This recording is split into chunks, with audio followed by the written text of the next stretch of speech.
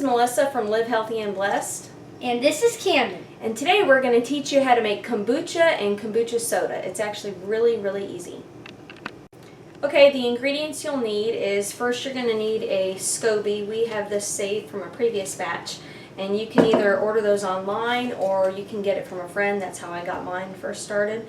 And then you'll need 1 cup of sugar. And then we have 6 tea bags with black tea, and you can also make it with green tea.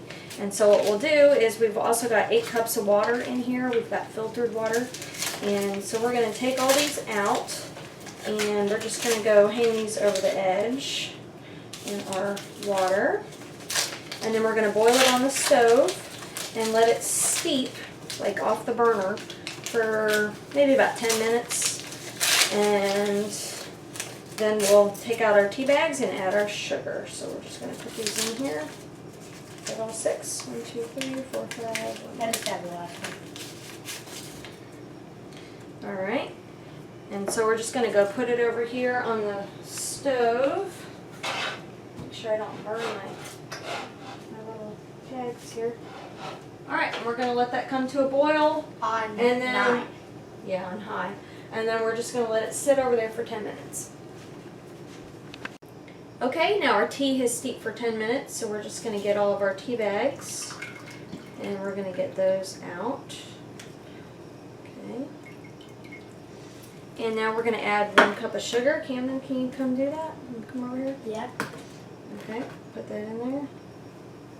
And we're just going to whisk and dissolve all the sugar.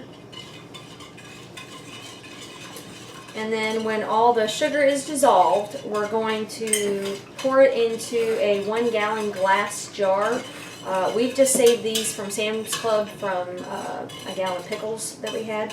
And so then we're going to fill it up to probably about here, the rest of the way with filtered water, and let it cool to room temperature. Because you do not want to put your SCOBY in hot liquid. It will kill the good bacteria that's in there. So we want to do it when it's completely room temperature.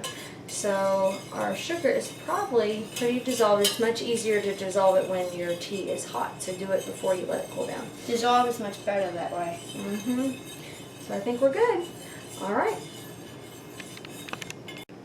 Okay, our tea has cooled down to room temperature. It is not too hot. And so we've filled it up into this jar, like I said, almost about up to here with filtered water.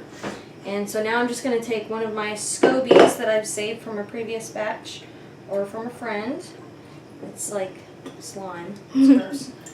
And I'm going to put it in there and just drop it in. And I'm going to take some of this liquid here. It just kind of helps it get started. We're just going to go ahead and just use all that liquid since I don't have a lot.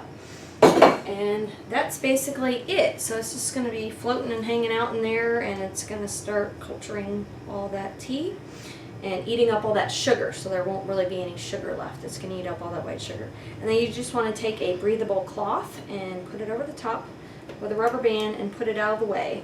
And we're going to let it sit for a week. And I usually write with a marker, sticker, or something like that on here when I did it, so I know when to check. And so in a week, it'll be ready, and you can just store it in the fridge in a jar or a container, and you can drink it that way. I personally do not like the taste of plain kombucha at all. That is why I wasn't even interested in the first place. My husband likes it though. He likes the plain kombucha. To me, it's kind of tastes like wine a little bit, and I just don't like it. But after a week, then we'll do the kombucha soda, which will add the fruit and give it another 3 days. But we'll show that later. We'll see you in a week. Alright, it's been a week now. We have let our kombucha sit out on the counter with a breathable little cloth on there for a week. And now if you want to, you can just stop right here and you can have kombucha and just go stick your kombucha in the fridge.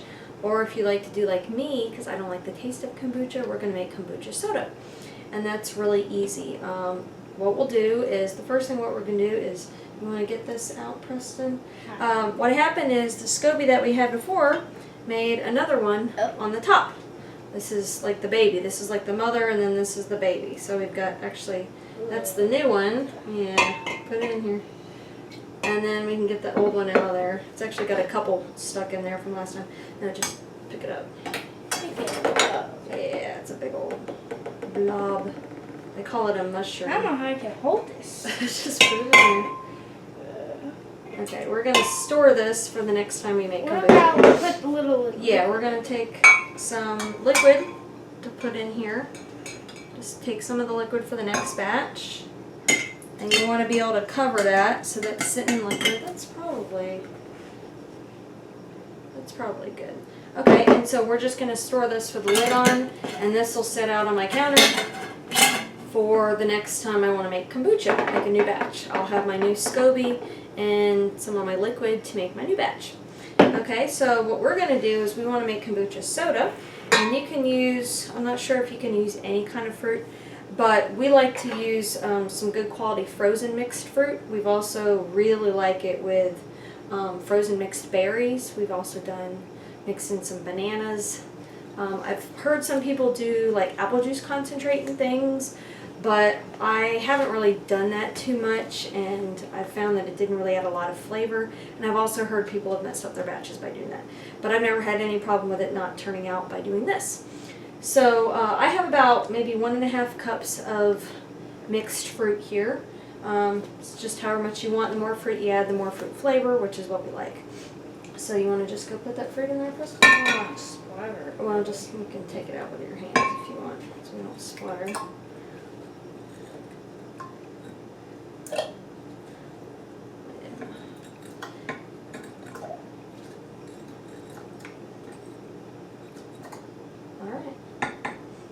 And I like to make a gallon at a time. Some people will take individual like wine bottles and cork those with a little bit of fruit, but to me that's just a lot more dishes, and it's just a lot more work. This is really, really easy to do. Just use, like I said, a gallon pickle jar, and it'll stay in the fridge for a long time. And so that's all we do. We put our fruit in there, and we're going to put the lid on. Not this lid. You're going to sit it on here, and it's going to start building up some carbonation and get fizzy as it starts to break down the fruit. Looks like it's already carbonated. So, see?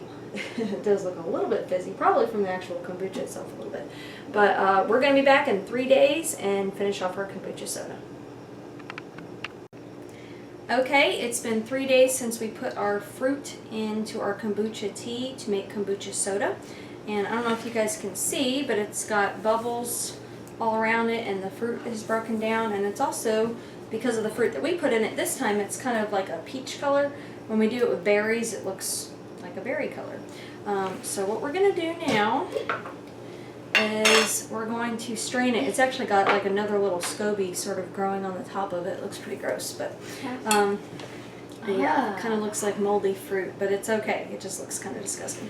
So what I've done is I've just got, this is my container I'm going to put it in the fridge in. I've just got something here. You can do whatever you want. But I've got a cheesecloth so I can strain the fruit out while I'm pouring it, and then I'm going to squeeze all the juice out. When I first made it, I did not squeeze the juice out, and it really didn't have a very strong fruit flavor or a sweet flavor. But now I just squeeze every last drop of the juice out. So we're going to pour some.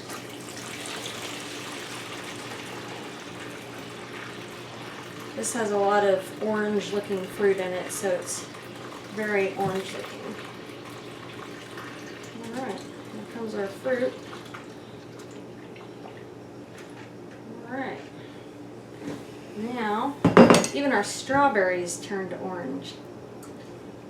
Okay, so we're just going to pull it up here. And Can I squeeze? here, let me twist it. Alright, squeeze it, Preston. Get all that juice in there. Get every last bit out.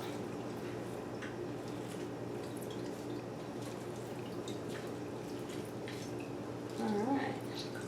And this will taste however you want it to, depending on what kind of fruit you put in it. Look at all the bowls. It's really good for you. Got all that good bacteria in it.